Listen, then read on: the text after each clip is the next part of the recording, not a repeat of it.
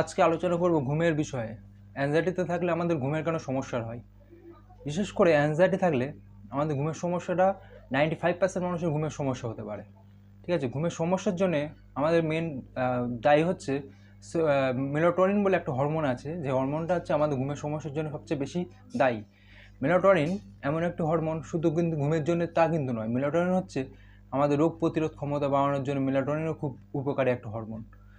বিশেষ করে আমরা যখন অ্যাংজাইটিতে থাকি তখন আমাদের মেলাটোনিন মানে সব কিছু যে কটা শরীরে হরমোন আছে প্রত্যেক হরমোন কিন্তু কোনো হরমোনটা বেশি রিলিজ করে, কোনো হরমোনটা কম রিলিজ করে, কিন্তু মেলাটোনিন আমাদের কি কম রিলিজ করে, তার জন্য কিন্তু আমাদের ঘুমের প্রচণ্ড পরিমাণে ঘুমের সমস্যা হয়। এখন আমরা অ্যাংজাইটি যখন থাকি তখন লক্ষ্য করে দেখি যে আমরা যখন ঘুমাতে যাই তখন কিন্তু মাথার ভিতরে নানান রকম চিন্তাভাবনা আমাদের অটোমেটিক চলতে থাকে। সেক্ষেত্রে আমরা উত্তেজিত হয়ে যাই। অ্যাকচুয়ালি ঘুমটা হচ্ছে রিল্যাক্স, আমরা যে রিল্যাক্স থাকবো তখন কিন্তু ঘুমটা আসবে, কিন্তু আমরা যদি উত্তেজিত হয়ে যাই তখনই কিন্তু ঘুমটা আসছে না। সেক্ষেত্রে আমরা আরও বেশি উত্তেজিত হয়ে যাচ্ছি। একদিন দুদিন বেশি উত্তেজিত হওয়ার পরে আমরা দেখছি আমাদের ঘুম আসছে না, তারপরে আরও উত্তেজিত হয়ে যাচ্ছি। সেক্ষেত্রে আমাদের ঘুমের সমস্যাটা 95% মানুষের অ্যাংজাইটিতে যারা থাকে তাদের 95% মানুষের ঘুমের সমস্যাটা থাকবে। কিন্তু আমরা যদি বিষয়টা অন্যভাবে দেখি যে হ্যাঁ, আমার ঘুমের সমস্যা হচ্ছে, এটা কোনো ব্যাপার না, আমরা মোবাইল দেখবো না, রাত্রে তাড়াতাড়ি একটু খাওয়া দাওয়া করে নেবো, খাওয়া দাওয়া করে নিয়ে যে রুমটাতে ঘুমাবো রুমটাতে পুরো অন্ধকার করে দেবো, রুমটা অন্ধকার করে দিয়ে আমরা শান্ত হয়ে ভাববো যে আমাদের এই চিন্তাভাবনাগুলো আসছে বা ঘুম হচ্ছে না, এটা কোনো ব্যাপার না, এটা কোনো বিষয় না, আজকে ঘুম হচ্ছে না কালকে নিশ্চয়ই ঘুম আসবে, কালকে ঘুম আসছে না পরশু দিন ঘুম আসবে। আমরা কিন্তু এইভাবে বিষয়টা ভাবতে পারি। কিন্তু আমরা যদি ভাবি যে ঘুম আসছে না, 12টা বেজে গেল, 1টা বেজে গেল, ঘুম আসছে না, আমরা কী করব ঘুমের জন্য? আমরা কি মেডিসিন খেতে পারি? ঘুমের জন্য মেডিসিন কিন্তু কখনো, এটা কিন্তু শরীরের জন্য খুবই ক্ষতিকর ঘুমের মেডিসিন। তাই এটাকে আমাদের নার্ভগুলোকে দুর্বল করে দেয়। ঠিক আছে, আমরা মেডিসিন করবো না, আমরা কী করবো? আমরা এক্সারসাইজ করতে পারি, ব্রিদিং এক্সারসাইজ করবো রাত্রে ঘুমানোর জন্য, ভালো ভালো বই পড়তে পারি।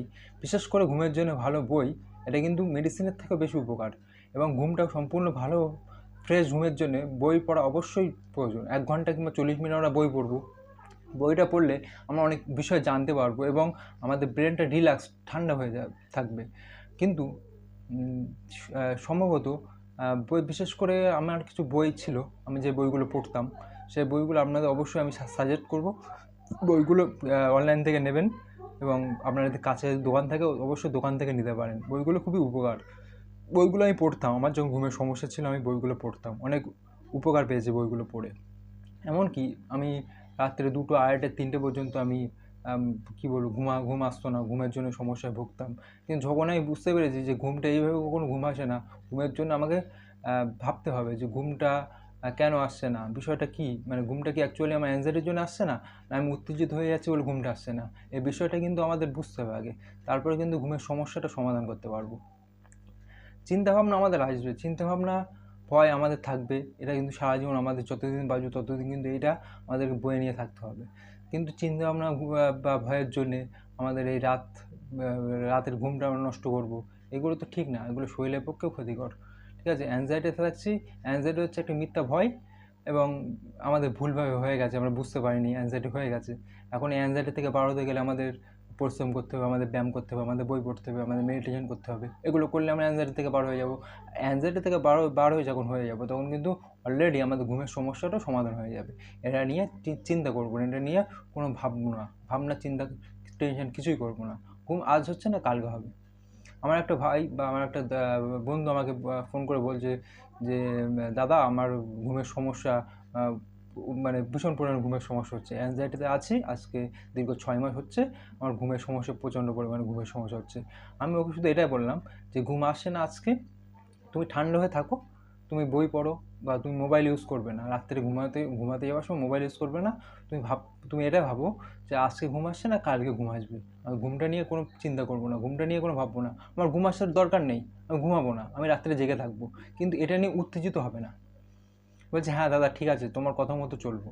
আমাকে আজকে ফোন করে বলছে দাদা, তুমি যে কথাটা বলেছিলে কথাটা অবশ্যই খুবই আমার কাজে লাগলো, যে আমি আগে ভাবতাম যে ঘুম আসছে না কারণ এটা নিয়ে আমি উত্তেজিত হয়ে যেতাম, তার জন্য আমার ঘুমটা আসতো না। কিন্তু এখন আমি ভাবছি যে আমি ঘুম আসুক বা কিংবা না আসুক আমি শুয়ে থাকবো, আমার ঘুমের কোনো প্রয়োজন নেই, কিন্তু আমি এখন দেখছি আমি ঘুমাতে পারছি।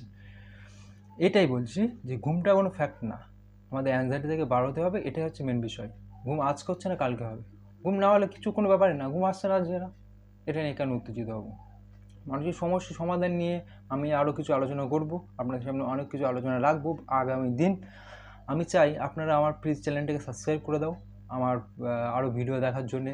আমি নতুন ইউটিউবার, ঠিক আছে, নতুন ভিডিও বানাচ্ছি। আমি জানি না আমার ভিডিও আপনাদের কেমন লাগে। যদি ভালো লেগে থাকে অবশ্যই লাইক করবে, শেয়ার করবে, কমেন্ট করবে। আর কার কী সমস্যা আছে অবশ্যই আমাকে জানাবে, আমি কিন্তু সবার জন্য হেল্প করব। ওকে, টাটা, বাই।